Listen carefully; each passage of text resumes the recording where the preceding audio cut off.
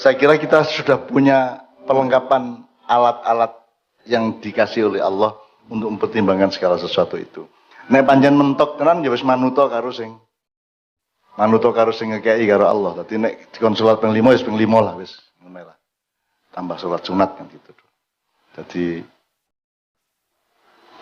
hidup itu kan cuma dua, patuh atau ikhtiar.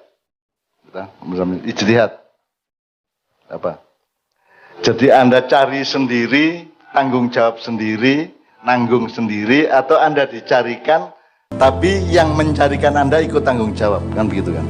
Jadi kalau Allah sudah memberi petunjuk kepada Anda, jangan lupa Allah bertanggung jawab terhadap petunjuknya kepadamu, kan gitu. Nah kalau kita tidak mau menuruti petunjuk Allah, berarti kita juga meremehkan bahwa Allah itu melindungi kita dalam hubungannya dengan petunjuk yang dikasih ke kita itu. Itu mas kira-kira ojo nesu mas ya. Ya pancen urip ngono kuwi cen angel. Urip iki gampang-gampang angel gampang. Gitu kan. Kadang-kadang ketoke angel tapi gledek gampang, kadang-kadang ketoke gampang tapi wangel karo-karuan ya ono. Memang itulah dinamika. Itulah romantika hidup kan gitu. Memang begitulah asiknya di situ. Dan makanya dan itu manusia mas yang dikasih begitu cuma manusia. Kalau malaikat enggak. Malaikat itu pokoknya dikotomis, ya ireng putih titik, iki elek iki apik titik. Yang baik pun langsung sudah diregulasi oleh Allah. Malaikatnya tidak perlu memproses kan begitu. Betul. Tidak perlu, pokoknya sudah pasti baik. Kalau setan iblis pasti buruk kan gitu. Kalau manusia di antara keduanya, maka manusia adalah makhluk yang aksani takwim, itu artinya dia yang paling lengkap. Di dalam dirimu itu ada binatang, di dalam dirimu ada peceren, di jerone hatimu ku ya ana jumblung barang ya ana, ya di jerone awakmu ku ana malaikate, ana setane, ana iblise, ana semua makhluk Allah yang lain ada pada diri manusia. Bahkan Allah sendiri ada di dalam diri manusia.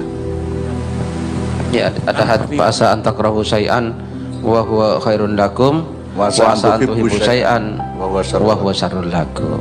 Itu ya. Nah, itu saya kira problem rutinnya manusia di segala zaman. Allah mengatakan apa yang kamu pikir buruk itu jangan-jangan itu yang baik untukmu, dan apa yang kamu pikir baik ternyata itu buruk bagimu. Itulah sebabnya kita istikharah, Mas. Itulah sebabnya kita harus terikat, mengikatkan diri terus kepada tasim billah itu ya. Maka kita gandolan Gusti Allah terus itu karena kita itu ilmune terbatas. Ketoke apik tapi ternyata elek, ketoke elek ternyata apik. Asa antukrihu syai'an wa huwa khairul lakum wa asa antuhibbu syai'an wa huwa syarrul lakum.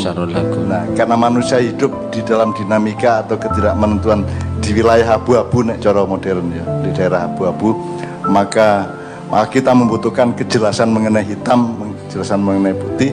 Itulah sebabnya kita bergerak dari abu-abu ke hitam atau putih itu minta dituntun oleh Allah, karena Allah yang maha tahu mana yang baik, mana yang buruk untuk kita.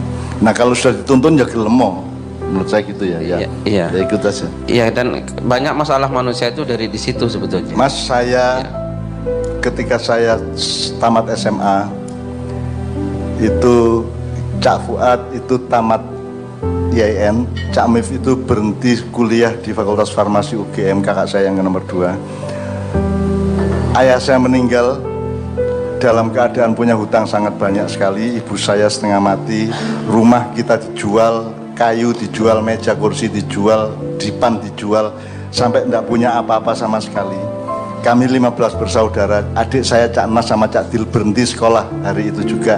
Saya juga tidak meneruskan kuliah di Fakultas Ekonomi UGM karena kami sangat-sangat miskin. Kalau pakai pikiran manusia, 15 orang bersaudara ini harus hari itu juga cari kerjaan, terus dikumpulkan uangnya untuk nyaur hutang, karena hutangnya itu ada yang ketika itu jutaan, ada yang ratusan ribu, ada yang puluhan ribu, jadi tidak terjangkau oleh kami. Nah, apakah lantas kami 15 orang ini terus nyambut gawe di perusahaan Bobi? Ternyata enggak juga. Pokoknya saya, kakak saya, Cak Mif, adik saya melakukan apa yang kami mampu lakukan itu dok. Aku gak terus nyambut gawe di perusahaan apa yoga, aku terus nulis gitu. Sampai akhirnya Allah membuktikan bahwa jalan untuk bisa membayar hutangnya ayah almarhum itu sangat banyak bagi Allah.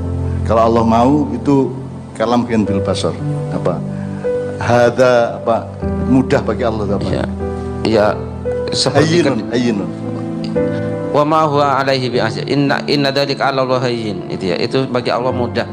Itu kata-kata Allah kepada Siti Maryam gitu ya, ketika malaikat menyampaikan bahwa Siti Maryam itu akan punya anak meskipun nggak punya suami.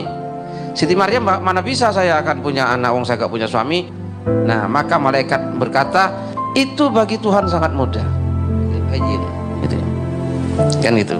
Ya, jadi kita sebenarnya sudah punya wacana-wacana dari zaman para nabi dan seterusnya. Jadi awakmu nek duwe masalah iku golek ono kira-kira cocoke iku karo nabi sapa piyen.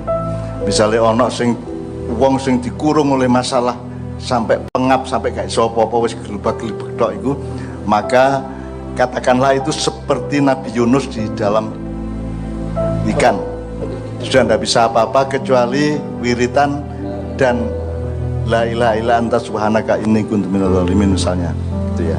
Atau Anda berada pada posisi seperti Nabi Musa berhadapan dengan Fir'aun, dikejar-kejar oleh pasukan Fir'aun, maka yang Anda lakukan adalah meniru apa yang Nabi Musa lakukan. Atau seperti yang tadi kita baca bersama itu, Nadi alian madharul ajaib najidhu aunan laka bin nawaib. Jadi itu kalimat wiritan bukan karangannya Rasulullah.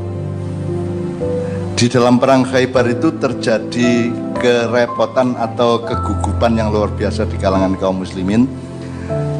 Setahu saya, menurut sejarah, Sayyidina Abu Bakar menjadi panglima perang dan tidak sanggup, dalam tanda petik gagal. Terus ganti Umar bin Khattab, gagal juga. Akhirnya Ali bin Abi Thalib yang diangkat jadi panglima perang. Dalam keadaan di mana umat Islam sangat tidak punya kemungkinan untuk menang itu Khaybar maupun Badar ya. Kalau di Badar kan kita sudah tahu, ilam yakun bika alayya ghadabun fala ubali, itu ya. Kalau bukan, jadi kalimat yang lama itu agak kurang benar ya. Yang benar ilam yakun bika alayya ghadabun fala ubali. Jadi nek wis kepuepet nemen wis pun monggo Gusti, pun monggo. Pun kula oleh sinten mawon purun, kula sampean kei nasib napa mawon kula purun, pun kula ikhlas, pun pasrah bongkoan, sing penting sampean pun muring-muring ten kula. Angger Gusti Allah gak muring-muring nang aku, wis apa tak terima, wis tak terima-terima gitu ya. Nah, kalau nadi alian itu adalah Allah ngasih ke Nabi Muhammad melalui malaikat Jibril kalimat nadi alian madharul ajaib itu ya. Najidu aunan laka bin nawaib fi kulli ghammin wa hammin layanjal bi wilayatika ya Ali ya Ali ya. Nah, Pak Muzamil, saya mohon konfirmasi, kalimat ini kan yang harus Anda ketahui, ini bukan karangan manusia, bahkan bukan karangan Rasulullah.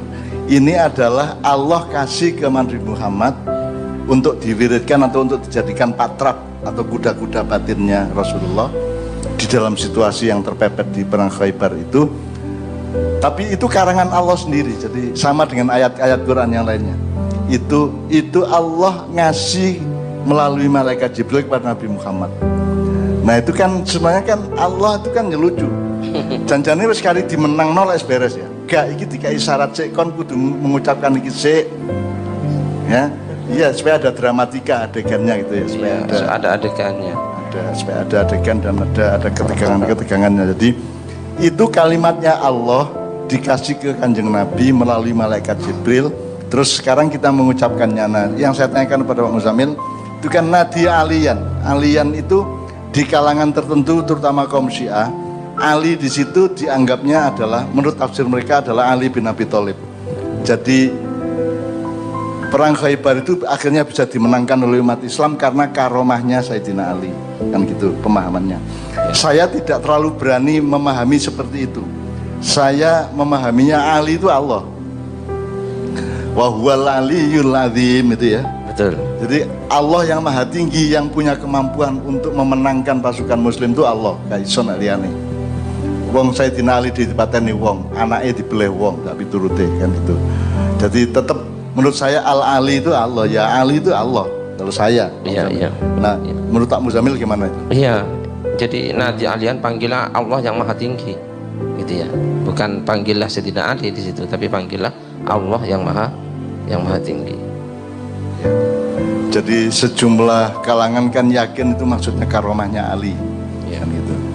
Nah saya bukan tidak setuju, tapi saya tidak berani ngepake atau menerapkan pemahaman itu di dalam hidup saya dan pemahaman saya, karena yang bisa membalik keadaan sampai setingkat perang Khaybar itu hanya Allah Subhanahu wa taala. Maka ketika Nadi Alian itu adalah kami memanggil-manggil, menghimbau-himbau, memohon-mohon gitu kepada Al-Ali kan gitu kan. Ya. Ya, yang mampu mewujudkan atau mentanazulkan atau menjahirkan, mendohirkan keajaiban. Karena itu urusan udah keajaiban. Maka itu saya sangat concern untuk memakai itu, karena sekarang ini Mas, kamu ngomong Indonesia, kamu ngomong dunia, kamu ngomong umat manusia, kamu ngomong umat Islam, kamu ngomong NU, Muhammadiyah, ngomong apa saja, jajal iso gak ngerubah wae. Aku takon jajal iso gak. Mas ya kon dikai Covid tikel 10, Mas ya kon dikai apa nek prasaku kok ya njegedhek kae, pancet, tidak berubah apapun yang substansial, yang esensial pada hidupnya manusia sekarang. Jadi saya hanya bisa berpikir Pak Muzamil bahwa hanya Allah yang bisa merubah bangsa Indonesia dan umat manusia di dunia dengan keajaibannya, dengan madharul ajaib. Saya begitu. Makanya saya ngeyel untuk itu kita bikin bahan untuk wiridan kita, karena kita betul-betul ngemis kepada Allah, merintih kepada Allah agar yadhar al-ajaib, jadi menampakkan keajaiban-keajaiban gitu. Dan itu hanya Allah yang bisa. Nabi Muhammad pun tidak bisa, semua makhluk yang lain tidak bisa, hanya Allah yang bisa, kecuali Allah nyuruh gitu ya. Kalau Allah nyuruh saya, Mustafa ya iso, Helmi ya iso, Lutfi ya iso, kabeh ya iso. Tapi yang sing sejatine iso lah Gusti Allah, dudu awakmu, dudu aku kan gitu. Jadi